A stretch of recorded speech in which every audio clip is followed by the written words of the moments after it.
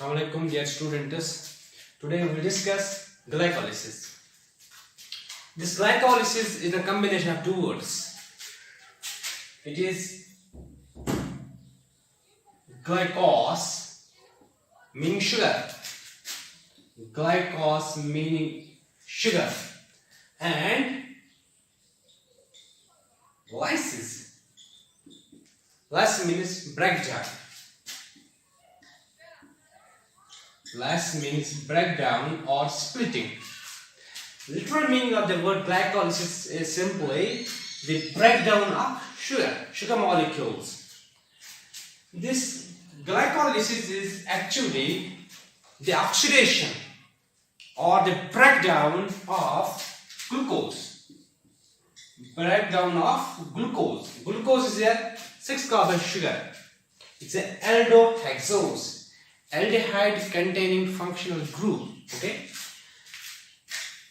Glucose का conversion, glucose का breakdown या ग्लूकोज की ऑक्सीडेशन होती है किसमें? 2 मॉलिक्यूल्स ऑफ पायरुवेट और pyruvic acid. Glucose is a 6-carbon sugar. Pyruvate is a 3-carbon compound. Okay, it's a 3-carbon moiety. This conversion of glucose into 2 molecules of into 2 molecules of pyruvate, or I can say the oxidation of glucose into 2 molecules of pyruvate is known as glycolysis. Okay? तो glycolysis में क्या होता है? Glucose को separate किया जाता है, break किया जाता है 2 molecules of pyruvate. Glucose 6-carbon compound है, तो अल्टीमेटली आपको पायरुवेट मिलते हैं 2 मॉलिक्यूल्स. एक में 3 कार्बन, 2 में 6 कार्बन होंगे. Ultimately 6 carbons of glucose they convert to 2 molecules of pyruvic acid.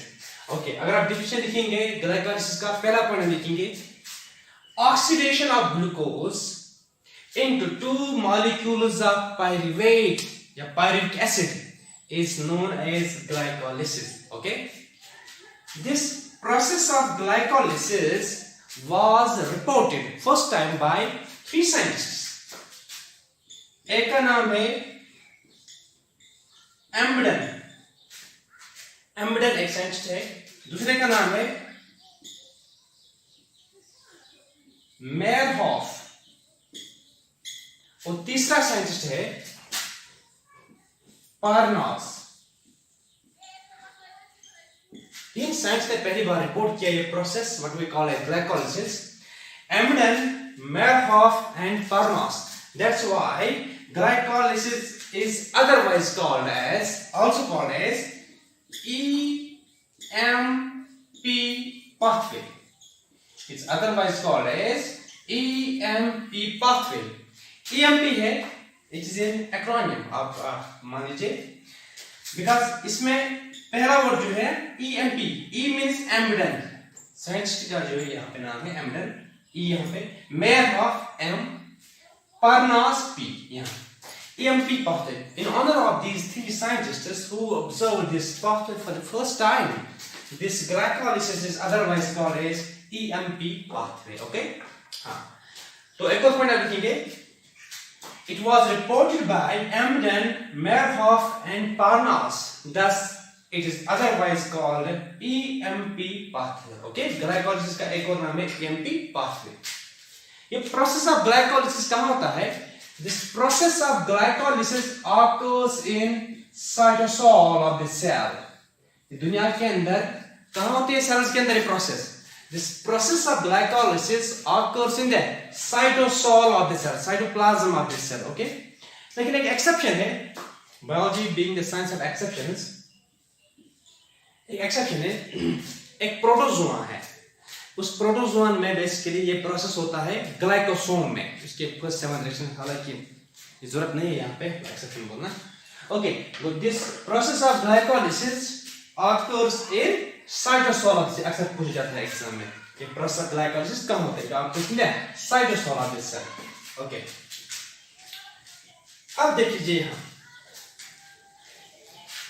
इस ग्लाइकोलाइसिस में होता क्या है. पहले मैं आपको समझाऊंगा.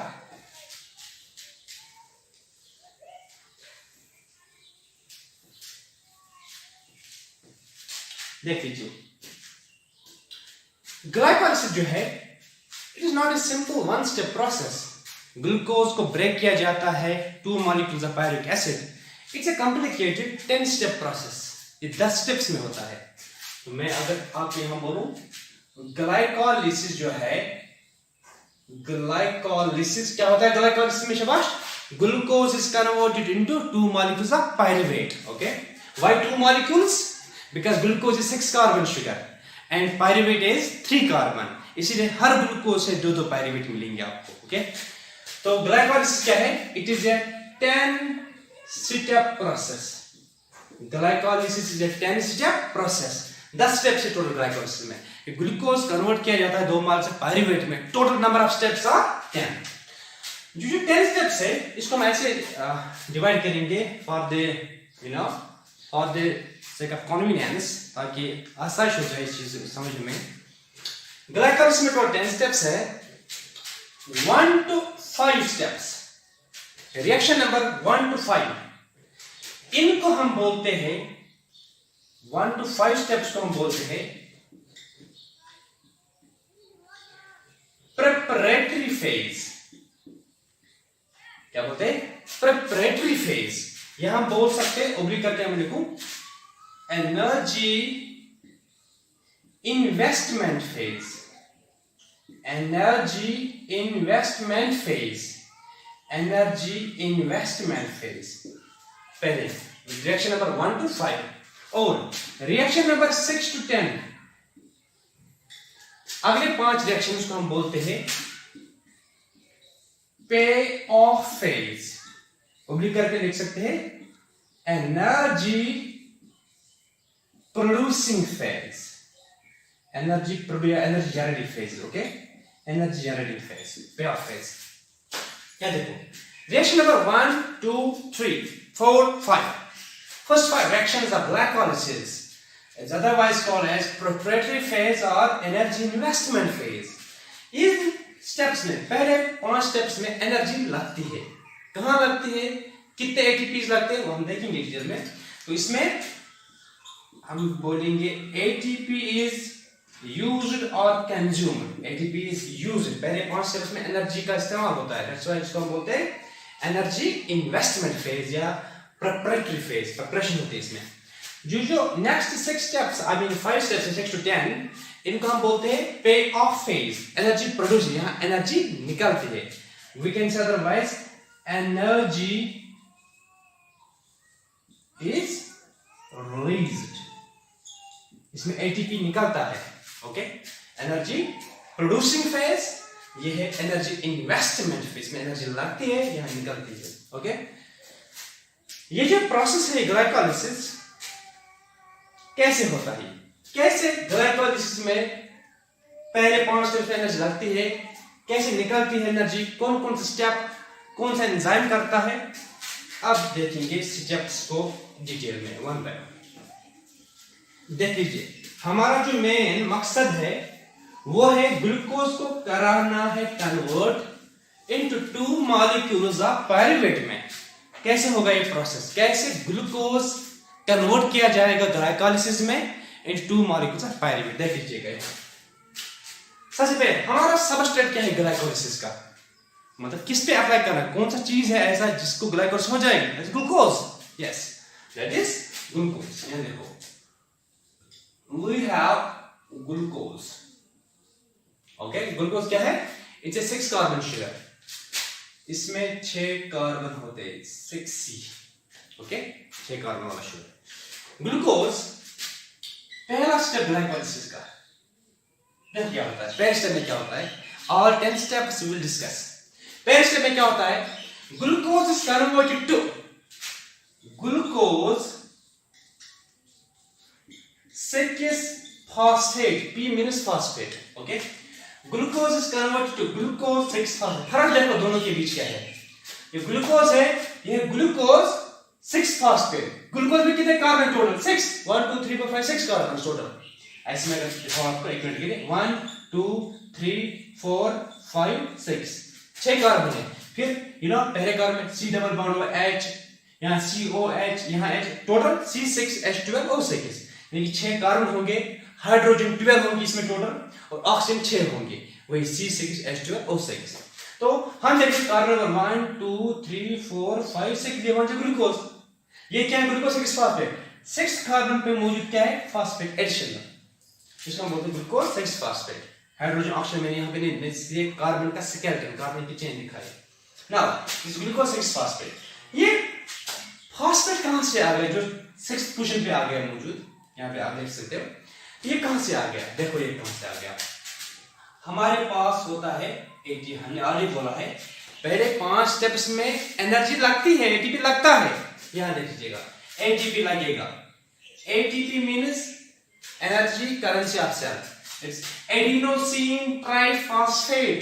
इसमें 3 एटीपी में 3 फास्फेट होते हैं, एडिनोसिन ट्राइफॉस्फेट, एडिनोसिन ट्राइफॉस्फेट लगता है और जो ही एटीपी आता है इस रिएक्शन में, वहां से ब्रेक होता है, क्या निकलता है एडीपी, एडिनोसिन डाइफॉस्फेट, ये तो ट्राइफॉस्फेट था, एक फास्फेट अलग निकल जाए प्लस टी या पीआई, इनऑर्गेनिक फास्फेट, अलग है फास्फेट। यहां यही पीआई जो है एडीपी ब्रेक हो गया एडीपी में, एडिनोसिन ट्राइफॉस्फेट था, ये कन्वर्ट हो गया एडिनोसिन डाइफॉस्फेट में, एक फास्फेट गायब हो गया, वो एक फास्फेट अलग चला गया और ग्लूकोज के 6 कार्बन पे चला गया, ऐड हो गया और ये बन गया ग्लूकोज 6 फास्फेट।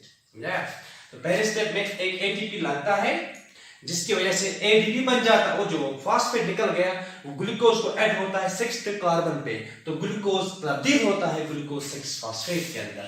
ये एक एंजाइम में रिएक्शन करता है, उस एंजाइम का नाम है हेक्सोकाइनेज। हेक्सोकाइनेज एक एंजाइम है, हेक्सो मींस 6 कार्बन शुगर पे अटैक करता है। ओके, हेक्सोकाइनेज पहला एंजाइम है जो ग्लाइकोलाइसिस में पार्टिसिपेट करता है, रिएक्शन करता है, पहला स्टेप ग्लाइकोलाइसिस का, हेक्सोकाइनेसिस का नाम। हालांकि हमारे जो और पैनक्रियास जो है या लिवर है, वहां पे इसका जो आइसो एंजाइम पाया जाता है इसका नाम ग्लूकोकाइनेस। केम वैल्यू पे डिपेंड करता है, ये आप एंजाइम से पढ़ेंगे ये केम वैल्यू क्या होता है। Anyway hexokinase catalyses the first reaction of glycolysis which converts glucose into glucose 6 phosphate. Okay, इसके बाद क्या होता है शाबाश, वो ये स्टेप नंबर फर्स्ट है। अगर मैं यहां लिखूं this is step number 1, step number 1 में क्या होता है, glucose is converted to glucose 6 phosphate by using one ATP molecule in presence of enzyme hexokinase. Okay, glucose 6 phosphate number second reaction में क्या होता है, is converted to fructose 6 phosphate. It's converted to fructose 6 phosphate. Glucose 6 phosphate step number 2। यहां क्या होता है step number 2 में, glucose 6 phosphate convert to fructose 6 phosphate. फर्क क्या है, ग्लूकोज में होता है aldehyde, you know C double bond H CHO group. Fructose बिल्कुल, फ्रक्टोज की फार्मूला भी है C6H12O6, ग्लूकोज की भी वही है, लेकिन ग्लूकोज में होता है aldehyde group C double bond H, हम बोलेंगे CHO ग्रुप। फ्रक्टोज में होता है ketone C double bond O, means इसमें भी 6 कार्बन है, फ्रक्टोज में भी 6 कार्बन है, ये आइसोमर्स है आपस में, लेकिन फार्मूला दोनों की सेम है, carbon carbon hydrogen hydrogen oxygen oxygen बराबर होते हैं दोनों में। C6H12O6 glucose, C6H12O6 fructose.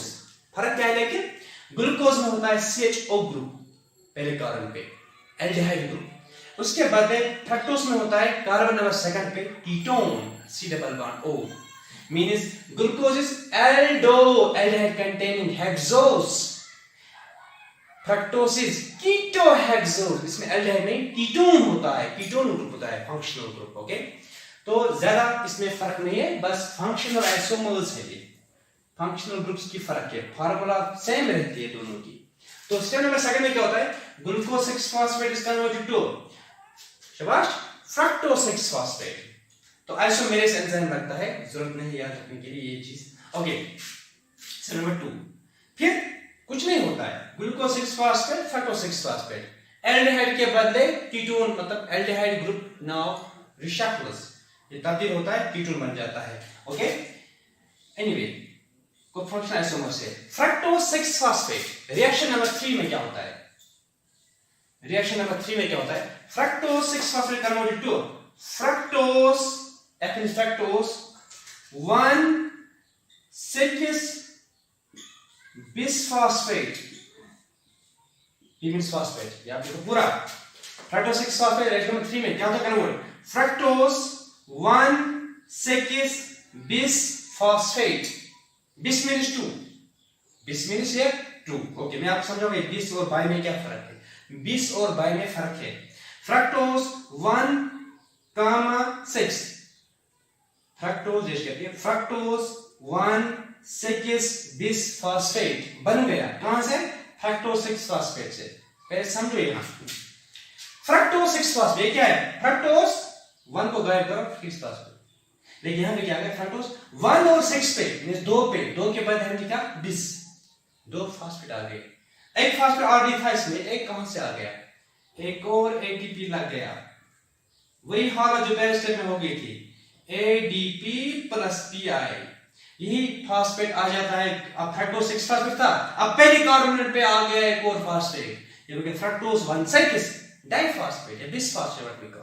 Okay, ये रिएक्शन नंबर 3। और इसको कौन करता है, इसको एंजाइम करता है पीएफके, पूरा नाम है इसका फॉस्फोफ्रक्टोकाइनेज, PHOSPHO phospho, FRUCTO fructo, fructose का ओके, फ्रक्टोकाइनेज, PFK फॉस्फोफ्रक्टोकाइनेज।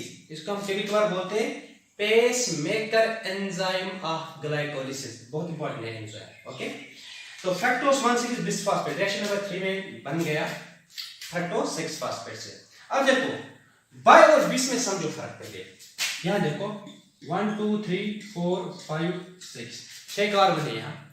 अगर किसी चीज पे होंगे 2 फॉस्फेट एक ही कार्बन पे, फॉर एग्जांपल ये कार्बन नंबर 1 है, ये 2 है, 3 4 5 6, फॉर एग्जांपल यहां पे एक फॉस्फेट है मौजूद, इसके साथ में ही एक और फॉस्फेट। जब एक मॉलिक्यूल पे होगा या शुगर मॉलिक्यूल पे हम बात करेंगे, यहां किसी शुगर मॉलिक्यूल पे फॉर एग्जांपल 2 फॉस्फेट होंगे एक ही कार्बन के साथ अटैच, फर्स्ट यहां पे 2 है, we will use it is biphosphate, 3 होंगे वी यूज ट्राइफॉस्फेट। लेकिन जब एक शुगर मॉलिक्यूल पे 2 फॉस्फेट होंगे डिफरेंट कार्बन से, फॉर एग्जांपल कार्बन 1 और 6 पे हम बाई नहीं लिखिए, हालांकि 2 फॉस्फेट पे भी है लेकिन एक ही कार्बन पे मौजूद है। अगर एक ही कार्बन पे मौजूद होते I would use term by, लेकिन 2 फॉस्फेट मौजूद है 2 डिफरेंट कार्बन पे, वी विल यूज टर्म बिस। समझा, बाई तब इस्तेमाल करते जब एक ही कार्बन पे अटैच होंगे 2 फॉस्फेट, लेकिन हम बिस करते तब यूज जब डिफरेंट कार्बन पे अटैच होगा फॉस्फेट। इस तरह हमने यहां पे बोला फ्रक्टोज 1,6 बिसफॉस्फेट, क्योंकि 1 कार्बन और 6 कार्बन पे, छठे carbon first and 6th carbon आप पे चीजने वेरी फास्ट दवाई लोग में बिस लगाया मैंने। समझाया, तो अगर एक ही कार्बन होता है मिलकर फ्रक्टोज बाइफॉस्फेट में लिखता है, लेकिन मेरे 1 और 6 कुछ यानी पहले कार्बन और 6 कार्बन में मौजूद है। ओके, तो एकदम बोलो जनाब, देखो ये रिएक्शन नंबर 3 था। तो रिएक्शन नंबर 4 में क्या होता है, रिएक्शन नंबर 4 में होता है फ्रक्टोज 1,6, पहले आपको यहां पे बोल, हाँ 3 चीजें यहां।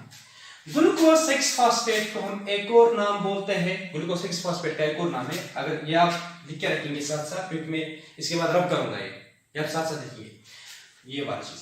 Glucose 6 phosphate otherwise called as Robinson's ester, it's otherwise called Robinson's ester, glucose 6 phosphate का एक और नाम।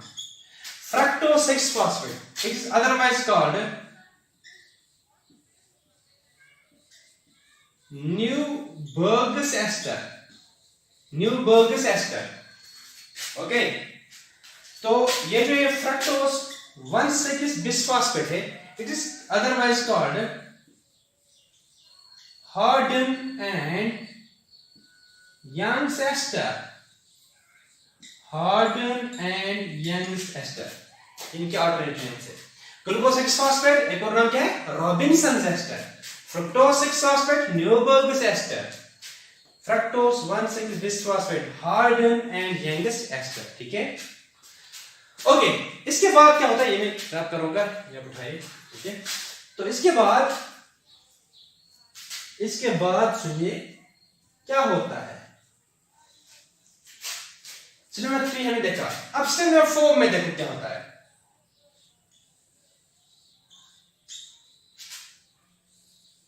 स्टेप नंबर 4 में ब्रेक डाउन होता है, स्प्लिटिंग होती है। अब यहां पे ब्रेक हो जाएगा, देखो फ्रक्टोज 1,6 बिस्फॉस्फेट ये स्प्लिट ब्रेक हो जाएगा। मजबा कैसे ब्रेक चेन, ग्लूकोज में जो 6 कार्बन है इसमें आप दरार पैदा हो जाएगा, ये कट हो जाएगा, ब्रेक हो जाएगा। क्या बन जाएगा, फ्रक्टोज 1,6 बिस्फॉस्फेट ये कन्वर्ट हो जाएगा, एक चीज से बनेगा ग्लिसरल डिहाइड 3-फॉस्फेट, एक चीज है ग्लिसरल डिहाइड 3-फॉस्फेट और बनता है इससे dihydroxy acetone phosphate. Glyceraldehyde three phosphate 3 carbon compound है, 3 कार्बन। ग्लिसरल डिहाइड 3-फॉस्फेट इसमें 3 कार्बन होते हैं। Di hydroxy name indicates, di means 2, hydroxy hydroxyl group OH group, 2 OH group होते हैं। Dihydroxy acetone C double bond O भी होता है, phosphate साथ सिंपल है। डाइहाइड्रोक्सी एसीटोन फॉस्फेट इसमें जो 3 कार्बन होते हैं, ये भी 3 कार्बन कंपाउंड है, 3 कार्बन है ये भी।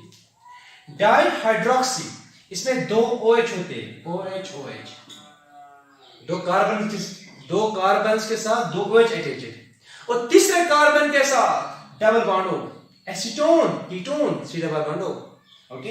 डाइहाइड्रोक्सी एसीटोन फॉस्फेट ये 3 कार्बन कंपाउंड है ग्लिसरल डिहाइड 3-फॉस्फेट की तरह, लेकिन फर्क क्या है, फिर से वही glyceraldehyde aldehyde CHO group, dihydroxy acetone ketone, ये एल्डिहाइड है ये कीटोन है, ओके। तो क्या होता है, ग्लिसरल डिहाइड 3-फॉस्फेट और ये है डाइहाइड्रोक्सी एसीटोन फॉस्फेट, ये भी 3 कार्बन कंपाउंड है, ये भी 3 कार्बन कंपाउंड है। कहां से बन गए, ये बन गए फ्रक्टोज 1,6 बिस्फॉस्फेट। ये खुद क्या है, 6 कार्बन, फ्रक्टोज 6 कार्बन होता है, तो ये 6 कार्बन में से 3 कार्बन बन गया ग्लिसरल डिहाइड 3-फॉस्फेट और 3 कार्बन कंपाउंड बन गया डाइहाइड्रोक्सी एसीटोन फॉस्फेट। तो क्योंकि ब्रेक हो गया फ्रक्टोज 6 कार्बन चेन ब्रेक हो गई 3 कार्बन में और 3 कार्बन में, तो यहां पे स्प्लिटिंग ब्रेक डाउन हो गया, समझा रहा है, ऑक्सीडेशन हम बोल सकते हैं, यहां पे हो गई ब्रेक डाउन हो गया। तो क्या हो गया यहां पे, ग्लिसरल डिहाइड 3-फॉस्फेट और डाइहाइड्रोक्सी फॉस्फेट, कितना स्टेप है ये ब्रेक डाउन, फ्रक्टोज 1,6 बिस्फॉस्फेट का ब्रेक डाउन होना ग्लिसरल डिहाइड 3-फॉस्फेट और डाइहाइड्रोक्सी एसीटोन फॉस्फेट में, ये रिएक्शन नंबर 4 है, ठीक है। रिएक्शन नंबर 4 में फ्रक्टोज 1,6 बिस्फॉस्फेट को ब्रेक किया जाता है ग्लिसरल डिहाइड 3-फॉस्फेट में और डाइहाइड्रोक्सी एसीटोन फॉस्फेट में, ओके। नाउ स्टेप नंबर 5 में क्या होता है, स्टेप नंबर 5 में ये डाइहाइड्रोक्सी एसीटोन फॉस्फेट वापस होता है कन्वर्ट किसमें, ग्लिसरल डिहाइड 3-फॉस्फेट में, ये वाला, ये रिवर्सिबल स्टेप है, इट्स अ रिवर्सिबल स्टेप, यहां पे रिवर्सिबल स्टेप है, ये कन्वर्ट होता है इसमें, ये इसमें हो सकता है, लेकिन यहां पे हम क्या दिखाते हैं, डाइहाइड्रोक्सी एसीटोन फॉस्फेट जो बन गया एक मॉलिक्यूल 3 कार्बन, ये वापस बन जाता है, ये कन्वर्ट होता है आइसोमेराइजेशन के थ्रू, ये अल्टीमेटली बन जाता है फिर से ग्लिसरल डिहाइड 3-फॉस्फेट, समझा। यहां से तो ऑलरेडी हमारे पास एक ग्लिसरल डिहाइड 3-फॉस्फेट था, अब जो डाइहाइड्रोक्सी एसीटोन फॉस्फेट बन गया था चौथे स्टेप में, ये भी कन्वर्ट होता है अल्टीमेटली ग्लिसरल डिहाइड 3-फॉस्फेट में, रिएक्शन नंबर 5 में, रिएक्शन नंबर 5 ये है, इसका इसमें वापस कन्वर्ट होना। तो अब हमारे रिएक्शन नंबर 5 में क्योंकि डाइहाइड्रोक्सी एसीटोन फॉस्फेट आ गया ग्लिसरल डिहाइड 3-फॉस्फेट में, हमारे पास अब कितने ग्लिसरल डिहाइड 3-फॉस्फेट है, 2, एक बन गया था यहां स्टेप नंबर 4 से, और बनना स्टेप नंबर 4 से ही dihydroxy acetone phosphate, fifth step में ये कन्वर्ट हो गया इसमें, समझा रहा है जो मैंने यहां पे दिखाया। तो स्टेप नंबर 5 में हमारे पास डाइहाइड्रोक्सी एसीटोन फॉस्फेट तब्दील हो गया वापस ग्लिसरल डिहाइड 3-फॉस्फेट में। अब हमारे पास 2 मॉलिक्यूल बन गए, 2 मॉलिक्यूल बन गए, 2 मॉलिक्यूल्स यहां पे ग्लिसरल डिहाइड 3-फॉस्फेट, समझा रहा है, ओके। ये टोटल 5 स्टेप्स है, और इन 5 पहले स्टेप्स को हम बोलते हैं preparatory phase, energy investment phase. ठीक है, तो ये है पहले 5 स्टेप्स। चूंकि पहले स्टेप पे भी रिएक्शन नंबर 1 पे भी एटीपी लग गया, रिएक्शन नंबर 3 पे देखो ना, 2 पे कुछ नहीं, 3 पे भी एटीपी लग गया। रिएक्शन नंबर 1 में और रिएक्शन नंबर 3 में एटीपी लगता है। अब देखो कहीं एनर्जी में निकल गई, एटीपी कहीं नहीं निकला। एटीपी 2 जगह पे इस्तेमाल हो रहा है, रिएक्शन नंबर 1 में एक एटीपी, रिएक्शन नंबर 3 पे भी एक एटीपी। इसीलिए पहले 5 स्टेप्स को हम बोलते हैं एनर्जी इन्वेस्टमेंट और प्रिपरेटरी फेज, इसमें एनर्जी लगती है। अब इसके बाद रिएक्शन नंबर 6 में क्या होगी, इतना प्रिपरेटरी फेज है। अब हमारे पास तो यहाँ पे नीचे में नहीं ले सकता, मैं ऊपर ले जाऊंगा इसको। हमारे पास क्या है रिएक्शन नंबर 5 में ग्लिसरॉल डाइथ्री फॉस्फेट, कितने मॉलिक्यूल 2, क्योंकि एक ये है ना, ये कन्वर्ट हो गया ना, यहां से एक ऑलरेडी था, एक में ये तब्दील हो गया वापस। हमारे पास क्या है, मैं इसको पहले लिखूंगा ऊपर, इसी को ले जाऊंगा ऊपर। हाँ, हमारे पास 2 ब्रैकेट में रखूंगा, मतलब 2 मॉलिक्यूल किसके, ये वाला glycerol di three phosphate, glyceraldehyde 3 phosphate, glyceraldehyde 3 phosphate. कितना कार्बन है इसमें, 3 कार्बन है, वेरी गुड, 3 कार्बन कंपाउंड है ना। कितने मॉलिक्यूल है, 2 मॉलिक्यूल है ना, 2 मॉलिक्यूल। एक में कितने कार्बन है, 3, 2 में कितने होंगे, 6, एक में 3, दूसरे में 3, टोटल 6 कार्बन। वही ग्लूकोज के 6 कार्बन बरकरार है, चल रहे कंटिन्यूअसली बरकरार, हम उसी का हिसाब मार रहे हैं। ओके, जो ग्लिसरॉल डिहाइड 3 फॉस्फेट है, हमारे पास 2 मॉलिक्यूल्स, यहां से तो एक मॉलिक्यूल ग्लूकोज, एक मॉलिक्यूल ग्लूकोज 6 वाला, एक मॉलिक्यूल 6 कार्बन, लेकिन यहां पे ब्रेक डाउन हो गया, 3 कार्बन अलग, 3 कार्बन अलग, फिर ये 3 कार्बन भी इसी में कन्वर्ट हो गए, तो इसके 2 मॉलिक्यूल नंबर 1, मॉलिक्यूल नंबर 2, एक मॉलिक्यूल में 3 कार्बन, दूसरे मॉलिक्यूल में 3 कार्बन। वही बोल रहा हूं, 2 मॉलिक्यूल है आपको, ग्लिसरॉल डिहाइड 3 फॉस्फेट 2 बार है, एक बार 2 बार, और 2 है हमारे पास। जो एक का हो जाएगा वही हालत दूसरे की भी हो जाएगी खराब। देखो ग्लिसरॉल डिहाइड 3 फॉस्फेट हमारे पास मौजूद है, रिएक्शन नंबर 5 हमने देखा यहां पे। अब रिएक्शन नंबर 6 में क्या होगा, रिएक्शन नंबर 6 में देखो क्या होगा बेटे, glyceraldehyde 3 phosphate, it will be now converted, किसमें कन्वर्ट हो जाएगा, it will be converted to 1,3-bis phosphoglyceric acid, 1,3-bis phosphoglyceric acid, 1,3-bis phosphoglyceric acid. This is reaction number 6. Reaction number 6 में now payoff phase has begun. देखो glycerol डिहाइड 3 phosphate ये convert हो गया 1,3-bis phosphoglyceric acid। ये भी 3 carbon ही compound है, जो एक ग्लिसरॉल डिहाइड 3 फॉस्फेट को हो जाएगा वही दूसरे को भी हो जाएगा। तो क्योंकि ये 2 मॉलिक्यूल थे, ये भी 2 मॉलिक्यूल बराबर रखेंगे, समझा रहा है। तो 1,3-bis phosphoglyceric acid बन गया कहां से, ग्लिसरॉल डिहाइड 3 फॉस्फेट से। क्या हो गया यहां, देख लीजिएगा इस स्टेप पे क्या हो गया, यहां खास ख्याल रखिएगा आप। अब देखो यहां पे क्या लग गया है, फर्क देखो पहले, glyceraldehyde 3 phosphate, glyceraldehyde aldehyde 3 phosphate, 3 carbon पे फॉस्फेट है।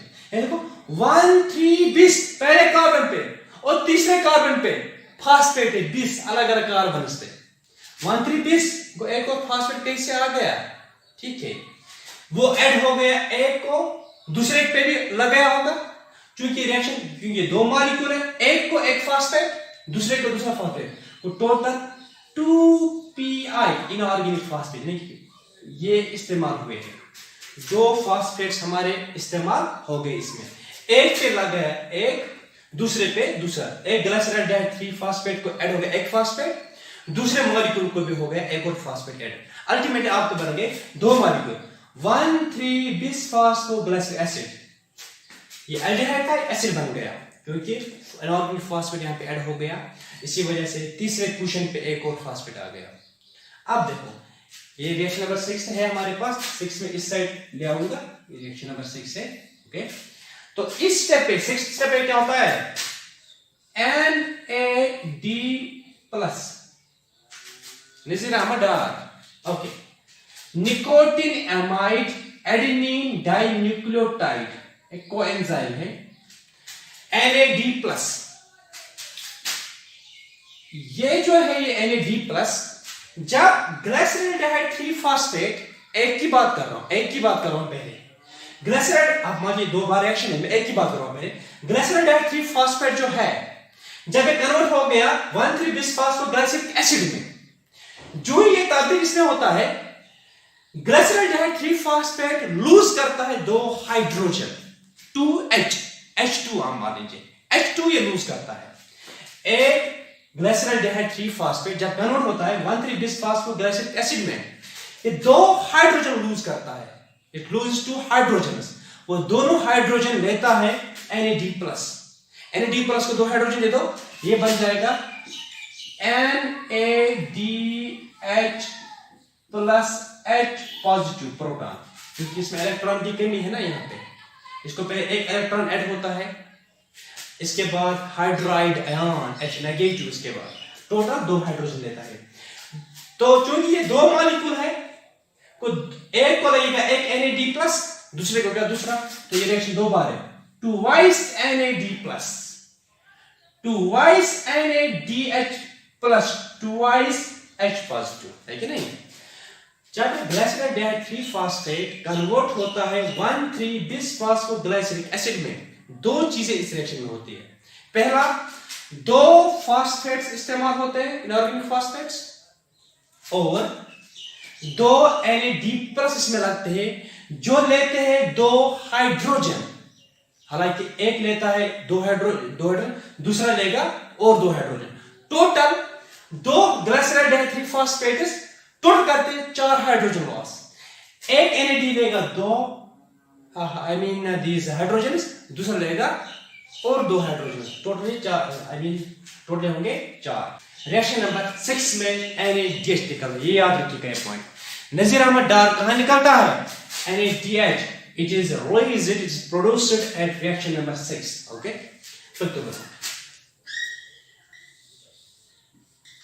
रिएक्शन नंबर 6 थे। रिएक्शन नंबर 7 में देखो क्या होगा, 1,3-बिस्फास्फोग्लाइसरिक acid is converted to 3-phosphoglyceric acid। ये क्या था, 1,3-bis-phosphoglyceric acid is converted to 3-phosphoglyceric acid। Reaction number 7, ये था 6, अब ये क्या है, ये था 1,3-bis-phosphoglyceric acid, ये 3-phosphoglyceric acid, इसने एक फास्फेट लूज किया, क्योंकि ये 2 मॉलिक्यूल है, ये भी 2 मॉलिक्यूल रखेंगे, एक ने एक फास्फेट लूज किया होगा, दूसरे ने भी किया होगा लूज, तो फास्फेट ऐसे ADP, जो आपने यहां देखा फॉर एग्जांपल ADP, जो हमारे पास ऑलरेडी सर में अवेलेबल है, आप ADP प्लस ये जो फास्फेट जो 1,3-बिस्फास्फोग्लाइसिक एसिड कन्वर्ट हो गया 3-फास्फोग्लाइसिक एसिड में, तो अल्टीमेटली इस रिएक्शन में आप देखो एक फास्फेट निकलता है, क्योंकि इसमें 3-फास्फोग्लाइसिक एसिड, एक से निकल गया फास्फेट बाहर, तो वो फास्फेट लेगा ये PI, ADP प्लस PI क्या बनेगा ATP, एक से होगा तो दूसरा भी यही करेगा, तो 2 ADP 2 PI रिलीज होंगे, 2 ATP बनेंगे, ATP बन गया energy generation phase, okay. Step number 7 में 2 ATPs निकलते हैं। आगे चलते हैं, 3-phosphoglyceric acid it's converted to 2-phosphoglyceric acid, ये भी 3 कार्बन कंपाउंड है, ये भी 3 कार्बन है, ओके। तो चूंकि ये 2 मॉलिक्यूल थे, ये भी 2 रहेंगे, कुछ नहीं होगा, 3-phosphoglyceric acid, तीसरे पोजीशन में फास्फेट था, ये बन गया 2-phosphoglyceric, तीसरी पोजीशन से हट गया, दूसरी पोजीशन पे आ गया, कुछ नहीं हुआ। रिएक्शन नंबर 8, रिएक्शन नंबर 9 में देखो क्या होता है, 2-phosphoglyceric acid is converted to 2-phosphoenol pyruvate, PY means pyruvate, 2-phosphoenol pyruvate, ये भी 3 कार्बन कंपाउंड है, क्या हो गया 2-phosphoglyceric acid is converted to 2-phosphoenol pyruvate, ज्यादा चेंज नहीं इसमें, ये भी 2 मॉलिक्यूल, ये भी 3 कार्बन, ये भी 3 कार्बन, ज्यादा कुछ नहीं होता है। अब लास्ट स्टेप जो स्टेप नंबर ये कितना था, 8, ये स्टेप नंबर 9। स्टेप नंबर 10 में देखो क्या होता है। 2-phosphonol pyruvate is converted to pyruvate, P-Y-R-U-V-A-T, pyruvate। आपको पता है आगे 3 कार्बन है। 2-phosphonol pyruvate is converted to pyruvate। कितने ये 2 मॉलिक्यूल, ये भी 2 मॉलिक्यूल होंगे। 3 कार्बन है, 2 मॉलिक्यूल है, एक में 3 कार्बन, दूसरे मॉलिक्यूल में 3 कार्बन, 6 कार्बन टोटल, पायरुवेट बन गया। Step number 10। अब देखो फर्क है, 2-phosphonol pyruvate या सिर्फ पायरुवेट, फॉस्फेट निकल गया, ADP जो हमारे पास में अवेलेबल होता है प्लस PI क्या बनेगा, ATP।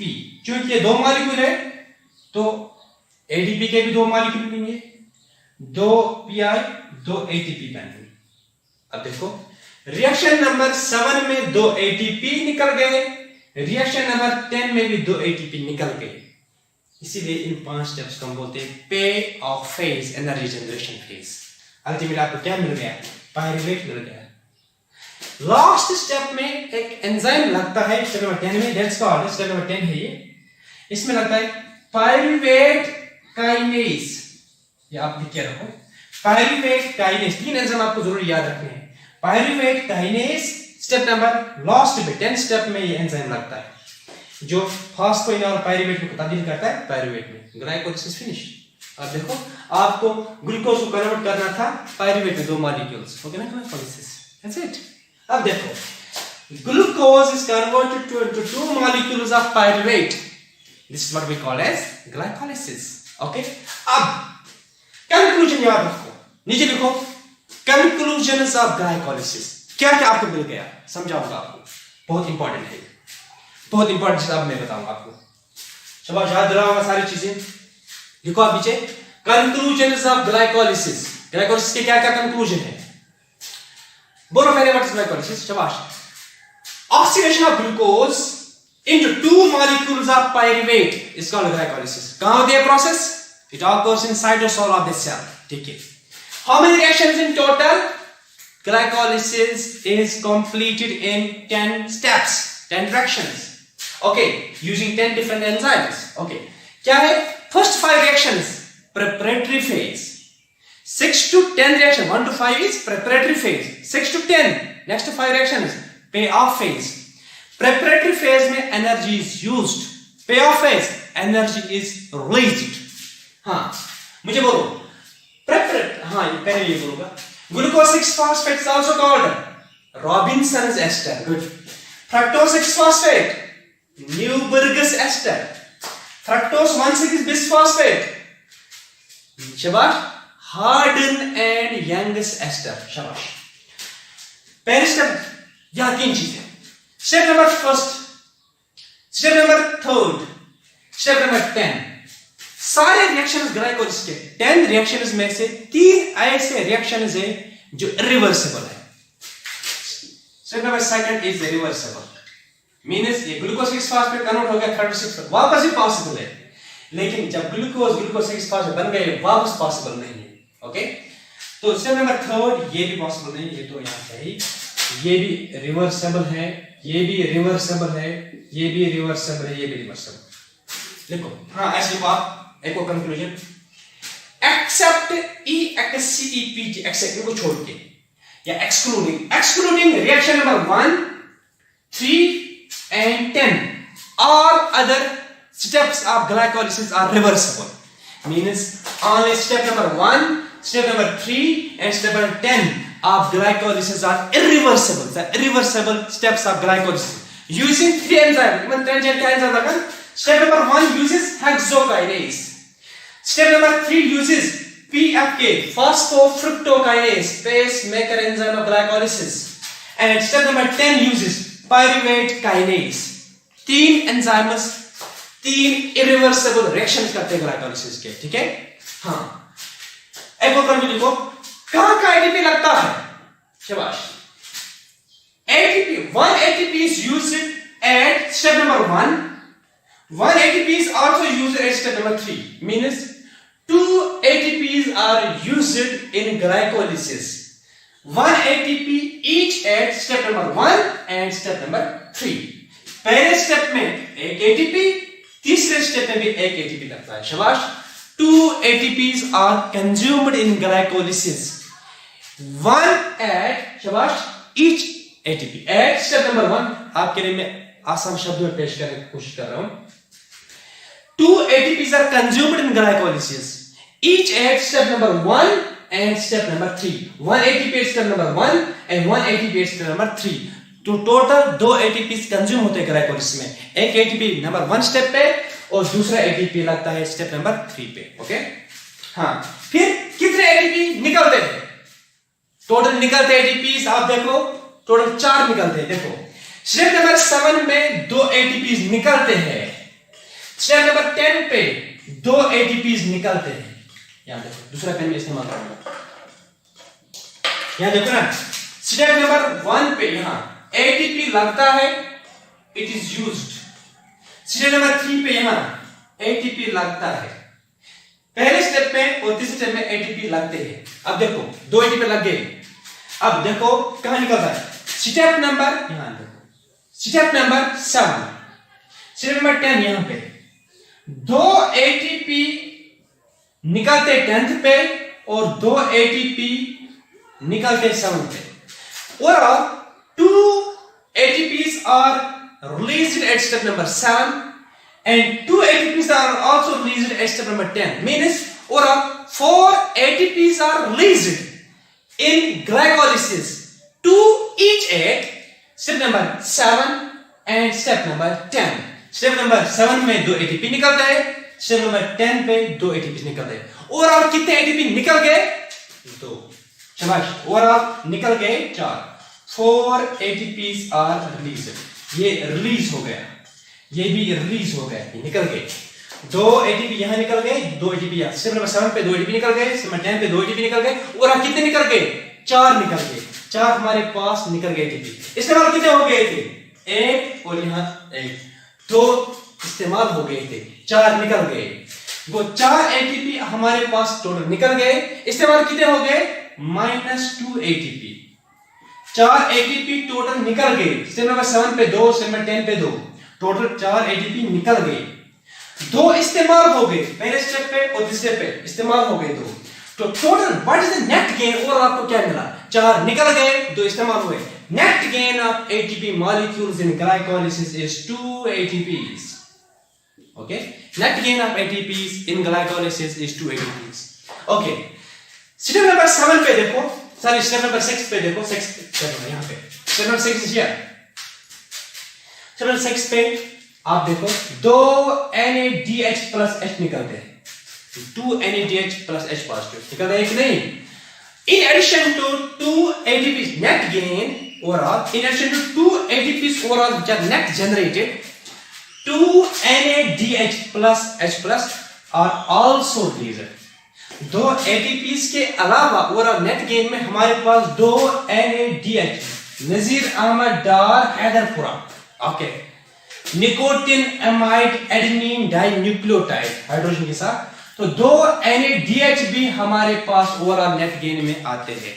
इसको क्या हो जाएगा आगे वो देखेंगे, इसको कौन सा प्रोसेस हो जाएगा, इससे कैसे ATP निकल जाएंगे बाहर। ओके, ये भी असल में अल्टीमेटली नजीर अहमद डार जो है अल्टीमेट इससे भी ATPs हमें प्रोवाइड होते हैं। कैसे? What we call as electron transport chain and oxidative phosphorylation process होता है, इसको देखेंगे आगे। ओके, तो ओवरऑल आप देखेंगे ये प्रोसेस में। लेकिन यहां पे ये जो ATP हमारे पास आ गए, ATP जो हमारे पास आ गए कितने? 2 ATP नेट और 2 NADH ओवरऑल, क्योंकि हमारे पास 4 ATP टोटल निकल गए, 2 इस्तेमाल हो गए। हमारे पास तो नेट रिजल्ट तो 2 ही है, 2 ATP हमारे पास ओवरऑल चंदस है। ओके, हमारे पास चंदस है और चंदस हमारे पास क्या है? और 2 NADH भी। तो चंदस में क्या है? ग्लाइकोलिसिस में ओवरऑल, ग्लाइकोलिसिस में ओवरऑल हमारे पास जेट में क्या है? जेट में हमारे पास ग्लाइकोलिसिस में 2 पायरुवेट चंदस वंश, 2 ATP चंदस वंश और 2 नजीर अहमद डार चंदस वंश, ठीक है ना? एम्पर नजर लगा जो ATP निकलता है, ATP जो यहां पे निकल गए, ATP निकलते हैं इस प्रोसेस में, एक प्रोसेस के थ्रू ग्लाइकोलिसिस में जो ATP निकलते हैं, they are released by process called substrate level phosphorylation, substrate level phosphorylation. आपको एक पॉइंट अगर समझो ये क्या है एक स्टेप में, ATPs in glycolysis are released by substrate level phosphorylation. Okay, what is this substrate level phosphorylation? जब ATP निकल जाएगा इस प्रोसेस से, जब सबस्ट्रेट ही देगा फॉस्फेट ADP को डायरेक्टली। सॉरी मैं आपको समझाऊंगा, स्टेप समझाऊंगा मैं। यहां देखो 1,3-बिसफॉस्फोग्लाइसिक एसिड कन्वर्ट हो गया 3-फॉस्फोग्लाइसिक एसिड में, ATP निकल गया है कि नहीं? कैसे निकल गया? हमारे पास ऑलरेडी ADP मौजूद था सर में, ADP। तो इसके पास 2 फॉस्फेट थे, इसके पास एक ही है। इसने एक फॉस्फेट दिया ADP को, ये वाला जो मैंने दिखाया। जब सबस्ट्रेट डायरेक्टली देगा अपना फॉस्फेट ADP को और बनाएगा ATP, इलेक्ट्रॉन ट्रांसपोर्ट चेन के बगैर, कोई मतलब कॉम्प्लिकेटेड प्रोसेस नहीं, डायरेक्टली देगा। Direct phosphate as divan of substrate ADPs, ATP. This direct formation of ATP from ADP and the phosphate produced given by phosphate provided by the substrate itself. This is called substrate level phosphate, means substrate he phosphate देता है ADP को ATP बनाने के। This is called substrate level phosphorylation. Okay, so this is overall glycolysis. अब मैं आपको last step में समझाऊंगा। देखो ओवरऑल ये प्रोसेस क्या है हमारे पास, ये प्रोसेस समझो। आप बहुत इंपॉर्टेंट चीज बोलने जा रहा हूं आपको। देखो इसका कंक्लूजन देखो, इंपॉर्टेंट। ये आपके टेक्स्ट बुक में है, अगर आप टेक्स्ट बुक देखेंगे, कोई बुक देखेंगे, निकालेंगे प्रोसेस, आपको मिलेगा ये चीज सारा, इसका रिएक्शन। देखो मैं आपको यहां दिखाऊंगा, C6H12O6 हमारे पास क्या है? This glucose, is it? Yes, this is glucose. Okay, मान लीजिए दिस इज ग्लूकोज। ओके, ये कन्वर्ट हो गया शाबाश ग्लाइकोलाइसिस में। किसमें कन्वर्ट होता है? शाबाश पायरुवेट में। कितने पायरुवेट? 2। देखो मैं यहां पायरुवेट बनाऊंगा, COOH,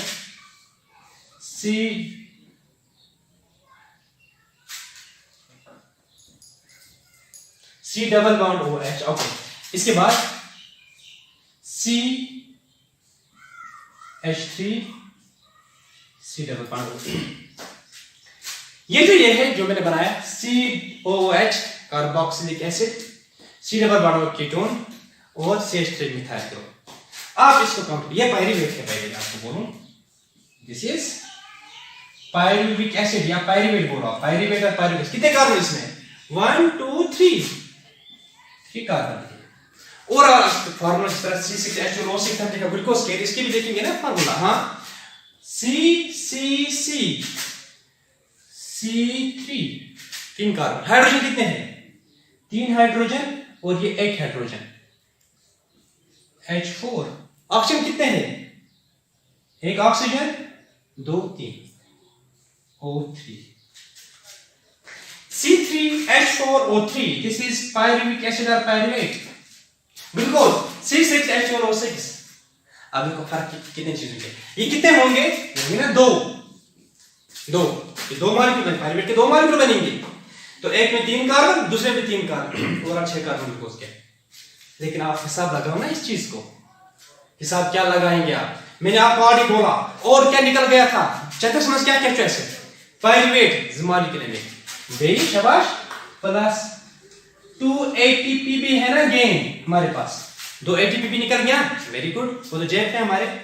और अगर आप हिसाब लगाएंगे, चूंकि 2 होंगे तो ओवरऑल आप देखें 2 में कितने कार्बन होंगे? एक में 3 है, वो C6 आएगा, H4 डबल आप करो H8 2 में, O3 बेसिक है O6। अब देखो ना C6H12O6 या C6 या C6, कोई गल नहीं, कोई बात नहीं। O6 लास्ट पे, यहां पे O6, कोई गल नहीं, कोई बात नहीं, कोई प्रॉब्लम नहीं। लेकिन अगर प्रॉब्लम है हाइड्रोजन में है, यहां H12 है, यहां H8 है, वो 4 हाइड्रोजन लॉस किए हैं टोटल ग्लूकोज ने, जब ये कन्वर्ट हो गया पायरुवेट में, 2 मोल्स पायरुवेट में। और कुछ नहीं हुआ मिसाल ग्लूकोज खखर लज इन 10 स्टेपन मज ओवरऑल इस खखर च लगा टोटल च लॉस गसन टोटल जनरेटली 4 हाइड्रोजन तो विचु C6 O6 ये H12 ये H8 तो अगर दोनों पायरिवेट हिसाब करो वो ओवरऑल च 4 हाइड्रोजन लॉस गसन सु कुछ रटा नजर हमें डार स्टेप नंबर 6 आप देखो NAD+ हमारे पास होता है it is converted to NADH+ H+. चूंकि एक NAD लेता है 2 हाइड्रोजन 2 लेंगे 4 2H पॉजिटिव ओवरऑल यही प्राप्त हो गया. आप देखो जब ग्लूकोज कन्वर्ट हो गया पायरुवेट में क्या होता है 6 कार्बन 2 पायरुवेट्स की बात कर रहा हूं 6 ऑक्सीजन लेकिन 8 हाइड्रोजन एक में होता है. पायरुवेट की मॉलिक्यूलर फार्मूला आप देखो C3H4O3 अगर 2 में कन्वर्ट करेंगे आप 2 में फार्मूला ऐसे बनेगी 2 के और कार्बन हाइड्रोजन ऑक्सीजन मिला के तो और आपको लास्ट क्या होता है 4 हाइड्रोजन. वो 4 हाइड्रोजन कौन लेता है 2 NAD+ और बनाता है 2 NADH+. अब जब ग्लूकोज कन्वर्ट हो गया पायरुविक एसिड में हमारे पास जेट में क्या है 2 ATP 2 पायरुवेट और क्योंकि 2 pyruvate is equal to 1 glucose plus 4 hydrogen जो किसके पास अमानत है नजर मडार के पास. तो नजीर अहमद डार के पास 4 हाइड्रोजन अमानत है ग्लूकोज के. क्या हो जाएगा आगे इन 4 हाइड्रोजन को ग्लूकोज के इस पे विस्तार से बात होगी जब हम फर्मेंटेशन पढ़ेंगे एनारोबिक रेस्पिरेशन. जब हम एरोबिक रेस्पिरेशन पढ़ेंगे बात होगी आगे पायरुवेट की हालत क्या हो जाए आगे. Glycolysis is the common route both for aerobic and anaerobic respiration और फर्मेंटेशन. मींस हम ऐसे लिख सकते हैं this glycolysis is the common root. It is the common route or pathway. It is a common route or pathway for both aerobic as well as anaerobic respiration or fermentation. Aerobic respiration हो या anaerobic respiration हो this glycolysis पहले होना जरूरी है. जैसे मैं आपको 1 मिनट में बोलूं फॉर एग्जांपल हमारे पास है ग्लूकोज को क्या हो जाएगी ग्लाइकोलिसिस. ग्लूकोज को हो जाएगी ग्लाइकोलिसिस क्या बनेगा वहां पायरुवेट 2 मोल्स ऑफ पायरुवेट. इसके बाद एरोबिक रेस्पिरेशन हो तो यहां पे O2 will be present. O2 present.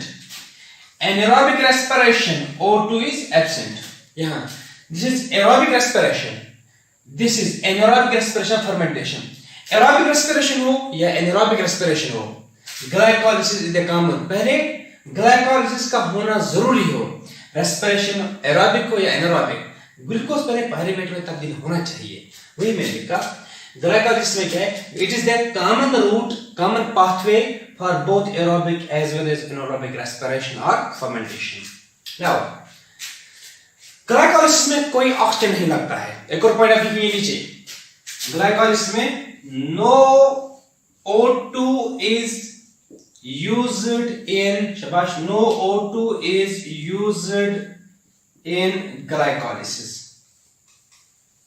No O2 is used in glycolysis means glycolysis will occur in absence of oxygen. Oxygen हो या ना हो in both the cases glycolysis will operate. Glycolysis is independent of O2. Oxygen की जरूरत नहीं पड़ती glycolysis में. Oxygen हो glycolysis normally होगी. Oxygen ना हो फिर भी होगी. Means no oxygen is involved in glycolysis. Glycolysis occurs in both in presence and absence of O2 oxygen. और ग्लाइकोलिसिस में कोई कार्बन डाइऑक्साइड नहीं निकलता है. No carbon dioxide is released in glycolysis. ठीक है तो हमने 3 पॉइंट्स मेन पॉइंट्स हमें बोले Glycolysis is the common route, it is a common pathway for both aerobic and as well as anaerobic respiration or fermentation. And no oxygen is consumed in glycolysis, means glycolysis is independent of oxygen. It can occur both in presence as well as in absence of oxygen.